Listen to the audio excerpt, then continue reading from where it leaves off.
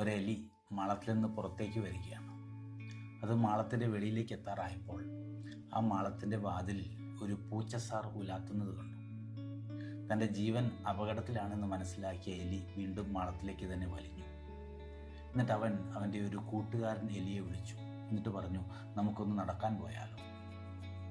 അപ്പോൾ ആ എലി സമ്മതിച്ചു, നമുക്ക് നടക്കാൻ പോകാം. അങ്ങനെ ഇവൻ കൂട്ടുകാരനെ വിളിച്ച് പുറത്തേക്ക് വരികയാണ്. പുറത്തേക്ക് വരുമ്പോൾ ഇവൻ കൂട്ടുകാരനെ വിളിച്ച് പറഞ്ഞു, നീ മിടുക്കനാണ്, നീ കഴിവുള്ളവനാണ്, നീ ശക്തിയുള്ളവനാണ്, നീ മുന്നേ നടക്കൂ, ഞാൻ നിൻ്റെ പുറകെ നടക്കാം. എനിക്കത്ര കഴിവും ശക്തിയുമൊന്നുമില്ല, അതുകൊണ്ട് ഞാൻ നിന്നെ പിന്തുടരാം. ഈ എലി ഇവനെ പുകഴ്ത്തുന്നത് കേട്ടപ്പോൾ അവനും എന്തോ ആണെന്ന് തോന്നി. അങ്ങനെ ഇവർ രണ്ടുപേരും കൂടെ മാളത്തിൻ്റെ പുറത്തേക്ക് വരുന്നു.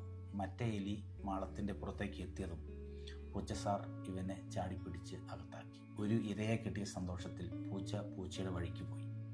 മറ്റേ എലി നിർബാധം പുറത്തിറങ്ങി ഭക്ഷണമൊക്കെ കഴിച്ച് വീണ്ടും മാളത്തിലേക്ക് തന്നെ പോയി. ഈ ആദ്യത്തെ എലിയുടെ സ്വഭാവമുള്ള ധാരാളം ആളുകൾ ഇന്ന് സമൂഹത്തിലുണ്ട്, രാഷ്ട്രീയത്തിലുണ്ട്, സഭയിലുണ്ട്, സന്യാസത്തിലുണ്ട്. അവരെ തിരിച്ചറിയാൻ പലർക്കും സാധിക്കുന്നില്ല. അങ്ങനെ പാവങ്ങളെല്ലാം ചെന്ന് അപകടത്തിൽപ്പെടുന്നുണ്ട്. എത്ര പേരെയാണ് വിദേശത്ത് ജോലി വാഗ്ദാനം ചെയ്ത് തട്ടിക്കുന്നത്. ജർമ്മനിയിലൊക്കെ എത്ര കുട്ടികളാണ് ഭാവി നശിച്ച് പുലാത്തുന്നത്. നിഷ്കളങ്കരായ മനുഷ്യരെ ഇരകളായി ഇട്ടുകൊടുത്ത് സ്വാർത്ഥരായി ജീവിക്കുന്ന ഒരുപാട് ആളുകൾ ഇന്ന് ലോകത്തിലുണ്ട്. അവരുടെ മുഖം തിരിച്ചറിയാൻ നമുക്ക് സാധിക്കണം. അതുകൊണ്ടല്ലേ മത്തായി 10:16 ഈശോ ഇങ്ങനെ പറയുന്നത്, നിങ്ങൾ സർപ്പങ്ങളെപ്പോലെ വിവേകികളും പ്രാവുകളെപ്പോലെ നിഷ്കളങ്കരുമായിരിക്കുവിൻ.